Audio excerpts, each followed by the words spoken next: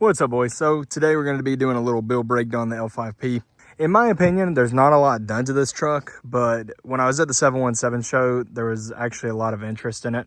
So might as well break it down for y'all real quick. So this is my 2018 Chevy 2500 HD HighCountry Duramax. It's an L5P, crew cab, short bed, four-wheel drive truck. As I said, it's a HighCountry, so it's got the brown interior, the brown on brown interior. Pretty much everything on the exterior is stock. We have a 7/9 gloss black McGoy lift with 26x16 JTX Prontos on the 405/30 26 Fury MT2.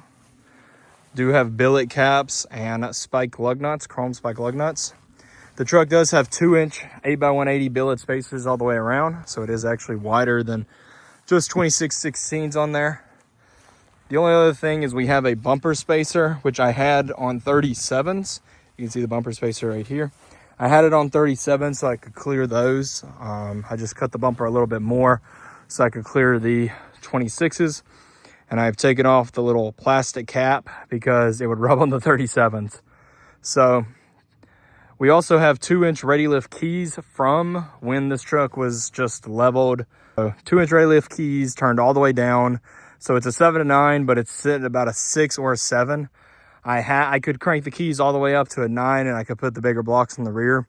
But because I am sitting kind of low, we got about 14 inches fender to tire back here, 13 fender to tire in the back because I have 4-inch APOC Industries blocks, slanted blocks, which are right there. Did option in with the leaf spring clamps, so you have a little bit better, kind of like traction bars, not really, but definitely helped a lot.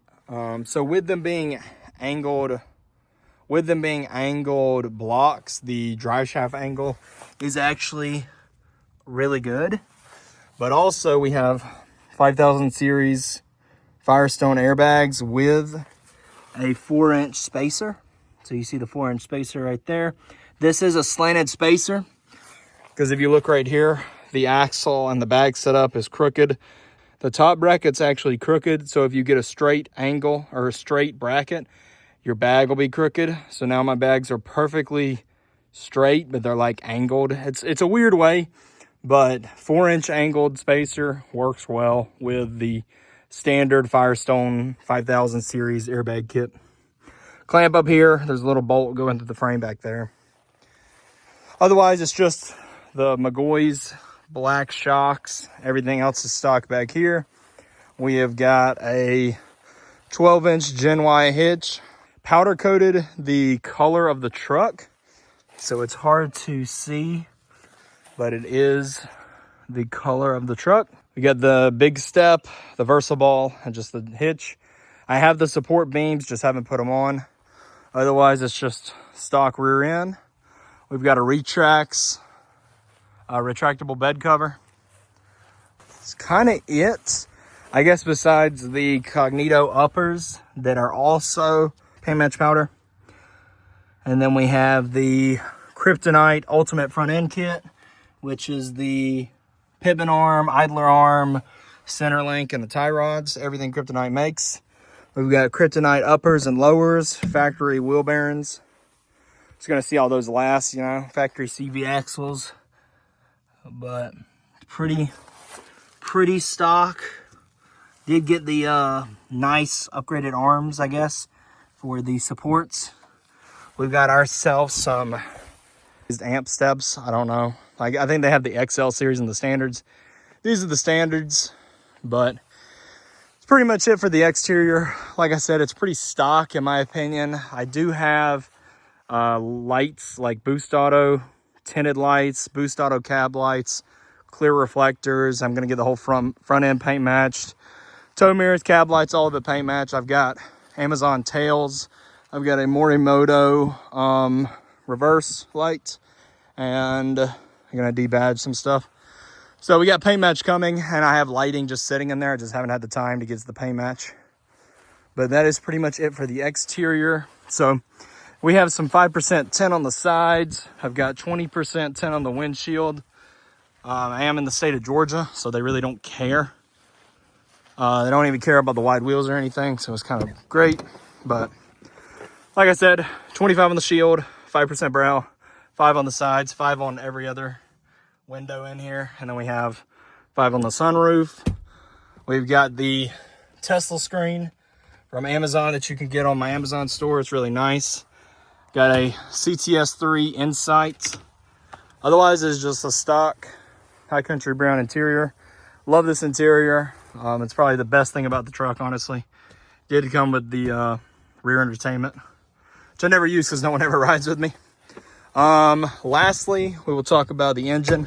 So since this is an L5P, it is deleted. I deleted it about 40,000 miles ago. I bought the truck with 65,000 miles, deleted it at 71,000, and we are at 101,000 miles. So obviously we've got our full L5P delete, no cat. So we got a 3.5 inch downpipe down to a 5-inch straight pipe. So our 5-inch straight pipe right here. And then I did a little custom exhaust work back here to have these 5 to 6 inch dual tips. And I did them at this angle just because I think it looks cool. I like it a lot. I think it looks really good from this angle. So 5-inch straight pipe, 6-inch tips. And then we have the WC Fab full air intake kit besides the downpipe, because the WC Fab downpipe is emissions intact or whatever. So we have the intake, we have got the turbo horn down in there, hot side pipe, cold side pipe, went with the upgraded coolant pipe, and added in the coolant tank because I had the dreaded L5P coolant tank light. The powder coat color is Sparkle Granny Smith. It's like a light green, kind of almost a yellow, but it is really green in person. In the sunlight, it's got a yellow tint to it, but it's really green otherwise. I only went with this color because I really like the color on WC Fab, and then when I got it, I didn't really care for it, honestly. Then we also have a VSE CCV system, which I have plumbed right here behind the fender liner, so we get a little oil right there. Need to get a catch can because it does smell pretty bad. It does get a little dirty. But otherwise, we got a stock turbo, no transmission tunes, just 5 ECM tunes with the switch on the fly. I think my highest horsepower is like a 230, 240 horsepower tune. But otherwise, that is it. I guess you got a little antenna, but it's pretty much it for the truck. Not much is done to it, honestly.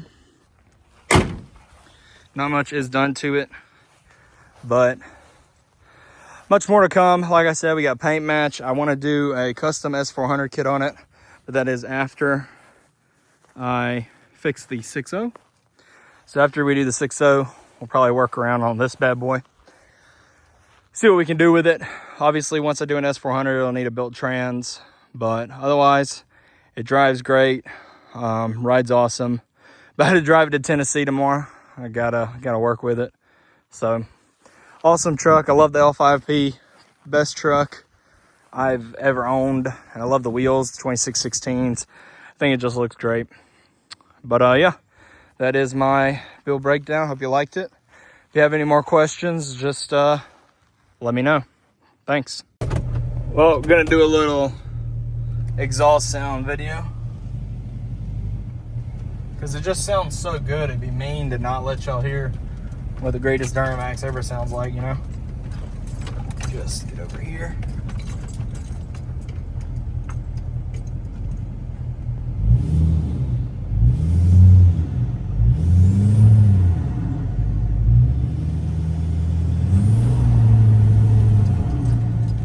They just died on me.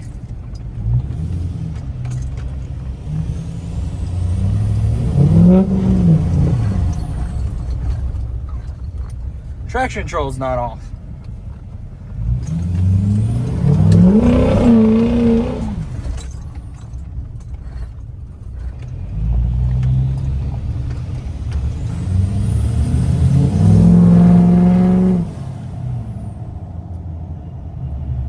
Such a